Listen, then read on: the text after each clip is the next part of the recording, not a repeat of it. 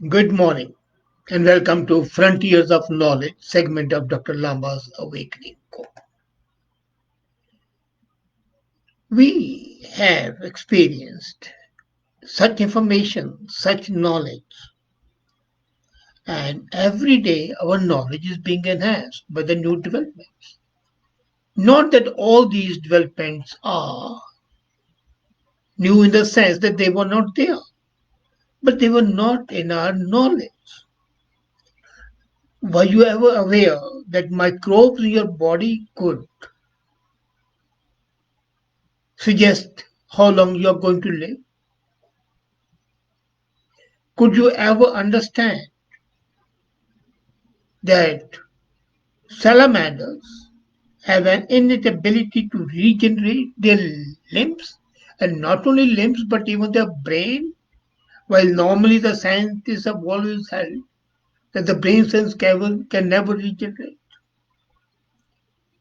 Could you believe that the sweet potato that you eat sends danger signals, alarm signals to its fellow sweet potatoes, telling them that danger is there and they should fortify themselves and make themselves useless for the consumer, that's you.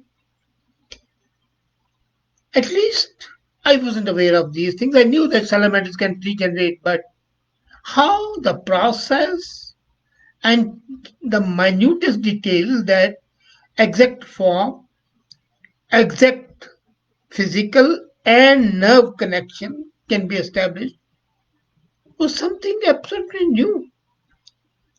Salamanders can regrow lost body parts. How they do it? And could people someday do the same? The amphibians go. Axolotls are pretty cute. Have you seen them? The salamanders sport a Mona Lisa like half smile and a red frilly look that makes them look dressed up for a party. You might not want them at your party though. They are also cannibals. They eat human beings and themselves they are enemies. And while rare in the wild, they used to hatch en masse. So, salamander eat salamander became a proverb in a politicalized, selfish world. In such a harsh nursery, they evolved. And not only evolved, but they keep on living, existing. It was important because they were all cannibals that they had the ability to regrow severed limbs, and they did. And their regenerative powers are simply incredible. As a matter of fact, Joshua Curry, who has been studying salamanders for almost a decade, and he says that if a salamander loses a limb, the appendage grows back at just the right size, orientation, and within the week, possibly, you cannot imagine that is the same limb or it was a different limb. The difference between them seems to disappear completely. And it's not just legs that they can regenerate ovary, they can regenerate lung tissue, and even parts like brain and spinal cord, as I said earlier. Their exceptional comeback from the injury has been known for more than a century, yes. But now the scientists know the secret of regeneration, and they are studying that whether that process can be adapted to the human use. Can the human beings also regenerate their limbs which they have lost? You remember sometime back in India, a young terrorist had cut off the hand of a cop. Now, if human beings had that power of regeneration, the cop's hand would have grown by itself instead of the microsurgery that took more than 12 hours. The people whose limbs get severed in the wars, The soldiers would not have to be maimed and crippled. So it has come to know that what happens is that when the amputation takes place, when the limb is cut off, their body seals the amputation site. And a special type of skin called wound epithelium. This is a tissue called blasphema from which the new body part sprouts. But until recently, the fine details of the cells and the molecules needed to create had remained elusive.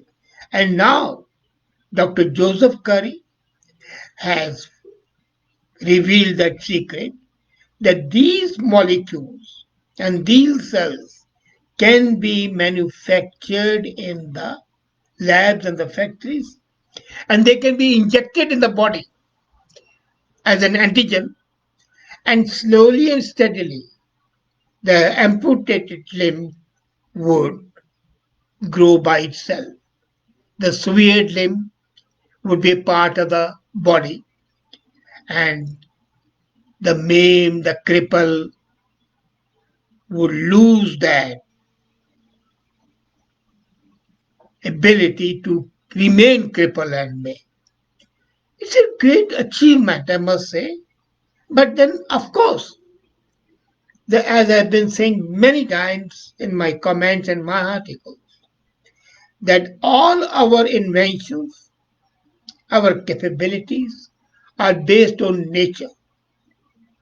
We copy them, we modify them, we adapt them, and we call them invention. It's more in the sense of a discovery rather than invention. And this discovery, where ovary and the lung tissue, with the spinal cord and the brain, the cut hands and the legs can grow by themselves, is a path breaking one. Of course, it is still in the embryo state, and that stage would slowly develop, and I'm sure that we will soon see people able to have their limbs regrown naturally, of course, with the help of some injections. And then I was amazed that I always say, go after your gut, do what your gut tells you to do.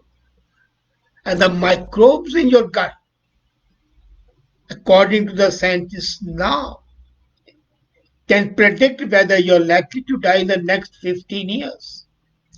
So you don't have to go to an astrologer to find how long you are going to live. The scientists can look at your gut, maybe do some sort of invasive test, see those microbes, and predict your life.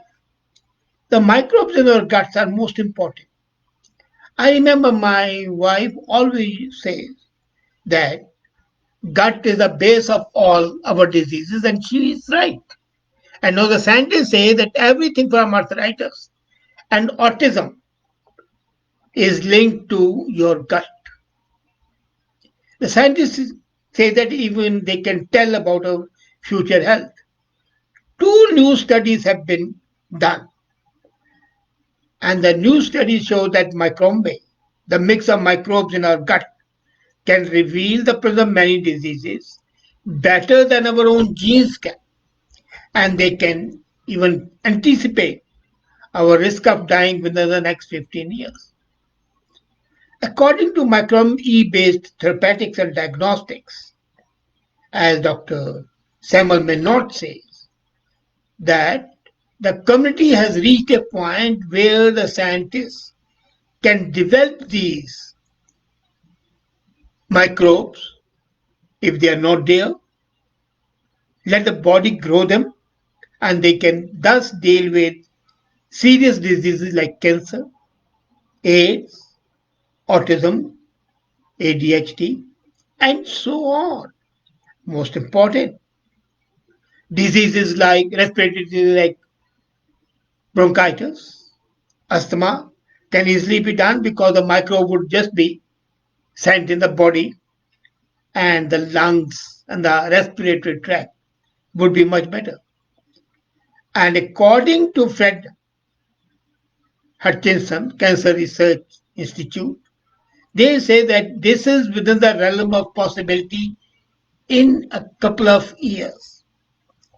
There were, as I told you, there were two studies. One study is a table study where 47 studies done till now have been reviewed and their results collated. Now, these 47 studies were done in different parts of the world, and nobody knew that they were being done. They were being done independently.